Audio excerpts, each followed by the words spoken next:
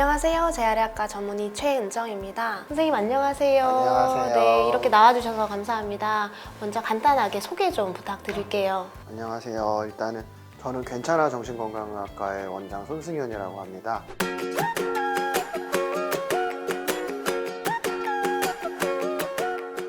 전문의를 따고 나서 이제 소아 청소년 정신건강의학에 관심을 가지고 아산병원에서 세부 전공을 수련하게 되었고요. 아무래도 세부 전공이 소아에 대해 마음 건강이다 보니까 자연스럽게 어머니들의 이 정신건강에도 관심이 많아지게 되었죠. 아무래도 가정의 안녕이랑 평안을 위해서는 어머니의 마음이 제일 중요하기는 하거든요. 그래서 이렇게 보다 많은 사람들과 이런 주제로 이야기를 할 수 있는 기회가 마련되어서 감사하게 생각하고 있습니다.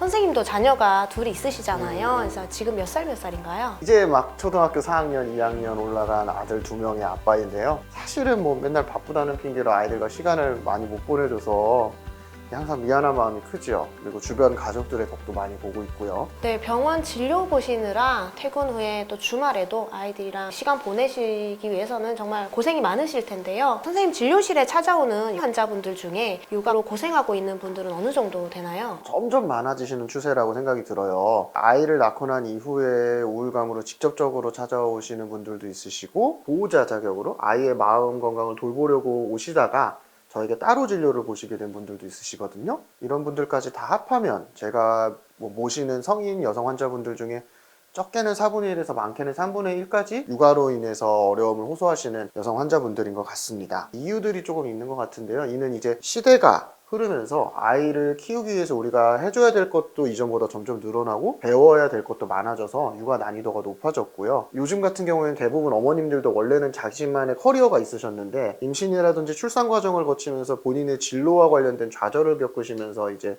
스트레스를 받으시는 분들이 있고, 또 이전과 다르게 유튜브라든지 게임이라든지 SNS라든지 아이를 키우는데 아이를 유혹하는 여러 가지 것들이 생겼거든요.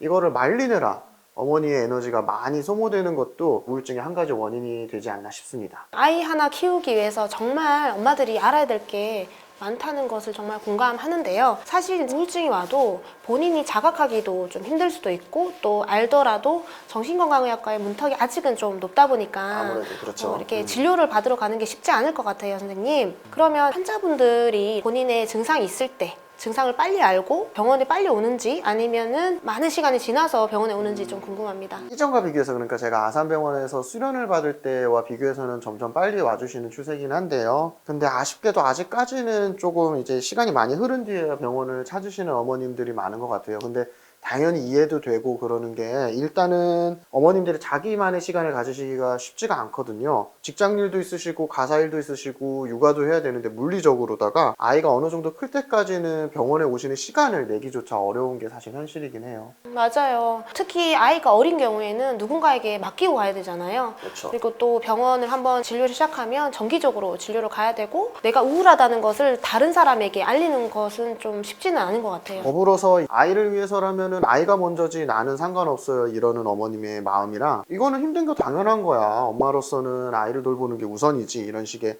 사회 풍조, 그리고 이런 어머니의 마음을 중요시하게 여기지 않는 분위기 등이 정신과를 방문하게 만드는 걸 더욱 어렵게 만드는 요소인 것 같아요. 이게 근데 참아야 되는 게 당연한 일이 되어버리면은 아이의 고통이나 어려움에만 신경을 쓰게 되지 어머님의 마음의 목소리에는 관심을 가지기 어렵게 되거든요. 사실 근데 이렇게 나는 괜찮아라고 어머님이 생각하실 수도 있는데, 우울증에는 여러 다양한 얼굴이 있거든요. 우리가 고정관념처럼 흔히 생각하는 슬프고 눈물이 이렇게 잘 나오는 상황만이 우울증이 아닐 수가 있다라는 얘기지요. 그러면 우리가 이렇게 생각하지 못한 이제 우울증의 증상에는 어떤 것들이 있나요? 일단 대표적으로는 무기력감이랑 의욕저하가 있을 수 있고, 화와 짜증이 느는 것 등이 있을 수 있겠네요. 그 밖에도 이제 집중력이 떨어진다든지, 이전에는 재미있던 일들이 재미가 없어지는 것도 우울증의 증상이 될 수 있습니다. 혹시 그럼 그 중에 이제 특별히 주의해야 될 증상이 있을까요? 제일 주의해야 될 증상은 제가 생각하기로는 이 짜증과 화가 늘어나는 증상이라고 생각합니다. 우울감이 이렇게 늘어나는 경우에 쌓인 스트레스가 한 번에 터지기도 쉬울 뿐더러 이전보다 부정적인 감정이 이렇게 더 격하게 터지고 넘어갈 만했던 일들도 더 크고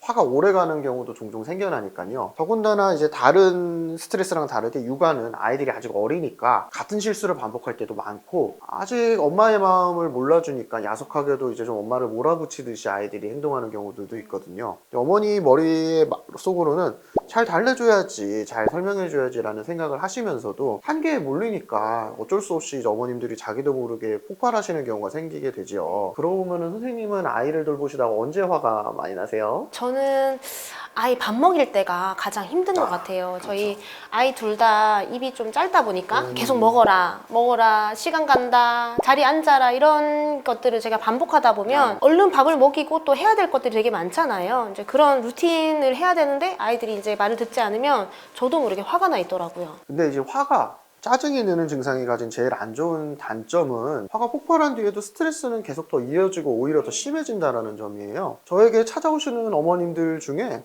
아이에게 화를 낸 이후에 아 이거 정말 통쾌했어요, 사이다요 이러신 어머니들 한 분도 없거든요. 오히려 이제 화를 내가 아이에게 왜 냈지 이러는 자괴감이랑 자책감이 어머니를 따라오게 되죠. 그러다 보면은 이제 마음은 더 지치기 마련이고 다음에는 화를 안 내야겠다 생각을 하시면서도 이게 육아가 무서운 점이 이제 매일이 또 반복되잖아요. 그러다 보면은 또 화를 내버리게 되는 악순환이 생기고, 심지어는 이러다 보니까 나는 화를 내고 싶지 않은데 우리 아이는 왜 이렇게까지 나를 이런 극한 상황으로 몰고 갈까, 나를 몰아붙일까, 이런 야속한 마음에 아이에게 더 화가 나게 되는 이런 경우가 생기기도 하죠. 그러면 화와 짜증이 자꾸 생기게 되고 이게 폭발하게 된다, 이런 상황이 자꾸 반복되면 내가 지금 마음이 어렵구나, 내가 우울하구나 라고 좀 생각해 볼 수 있겠네요. 그렇죠. 네, 이거는 조금 우리가 기억해야 될 것 같아요. 그리고 이제 이번에는 약물 복용에 대해서 조금 저도 궁금한데요.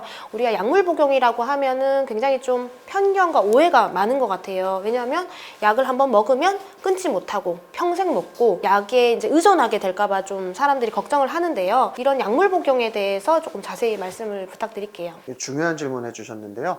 이게 정신건강의학과 방문의 문턱을 높이고 많은 어머니들이 이제 치료를 못 받아서 이제 고립되시는 원인 중에 하나가 이 약물에 대한 편견인데요. 일단 정신과 약은 독하다, 뭐 정신과 약은 먹으면 못 끊고 계속 먹어야 된다, 먹으면 처지고 졸립다, 이런 제 입장에서는 편견들이 널리 퍼져 있는 상황에서 누구나 정신과 방문이 어려워지시죠. 사실 약 입장에서는 억울할 수도 있거든요. 일단 뇌에 작용하는 대부분의 정신과 약물들은 효과를 보이기까지는 충분히 시간이 필요해요. 마치 영양제처럼요. 교과서적으로는 4에서 6주 정도 시간이 필요하다고 하는데, 물론 그때까지 계속 그렇게 증상이 나빠지기만 하는 것은 아니고 약을 잘 맞는 약을 찾았을 경우에는 2에서 3주 만에 눈에 띄는 변화를 보이시기도 해요. 어쨌든지 간에 약의 효과는 천천히 쌓여서 올라가는데 부작용은 초반에 나타나는 경우가 많으니까 아무래도 약을 맞춰나가는 기간이 다른 약제들보다 길 수밖에는 없고요. 기본적으로 약을 오래 쓰는 데다가 증상이 좋아지고 난 이후에도 재발을 막기 위해서 어느 정도 기간을 쓰기도 하거든요. 이 우울 증상이 교과서적인 치료로는 3개월간을 치료 기간으로 잡고 있기는 하는데, 개개인이 처한 상황이나 스트레스에 따라 치료 기간은 편차가 있을 수가 있고요. 우울한 감정은 사실 원래 우리가 누구나 가지고 있던 감정이고, 스트레스도 항상 사실은 만만치 않으니까, 세상이 스트레스가 항상 우리를 찾아오잖아요. 그래서 우울증이 재발하셔서 다시 약을 쓰시는 경우도 아 내가 이 약을 이제는 못 끊는 건가, 이런 슬픈 생각이 들게 되는 원인이기도 하죠. 그리고 대부분의 약으로 인한 부작용 같은 경우에는 투약 초기에 약을 변경하거나 바꾸면 해결이 되고요. 우울증은 보통 본인 의지가 약해서 그렇다라고 사람들이 많이 생각하는 것 같아요. 그래서 이런 이제 오해들에 대해서 좀 풀어주셨으면 좋겠어요. 아 저는 그 의지가 약하다 이 이야기가 사실 싫어요.